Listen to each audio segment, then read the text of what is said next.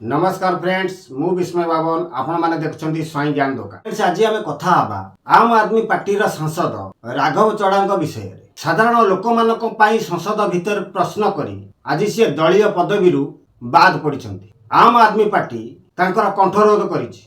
Party रा मुख्य अरविंद केजरीवाल तांको राज्यसभा उपनेता पदवी हटेई देई तांको जगारे अशोक मित्तल को से जगह बसई।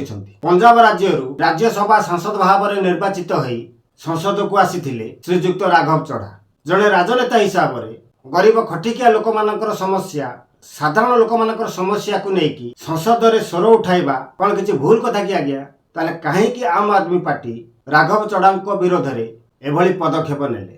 आपण माने जानिथिबे आज्ञा ये किछि दिन धरी सिम रिचार्ज एयरपोर्ट रे पानी बोतल सिंगेड़ार मूल्य वृद्धि एम तमाम विभिन्न समस्या को लेकिन से सरकार को संसद भितर प्रश्न करके घायला करुछंती। जोथि सारा भारतर लोक माने राघव चढ़ा को बेस प्रशंसा करुछंती। कहीं सी जो प्रसंग बाबत यही दीर्घ किछि दिन धरी संसद भितर प्रश्न करुछंती सी समस्या विषय रे आज पर्यंत कौन दलर राजनेता केबे प्रश्न उठाई ना।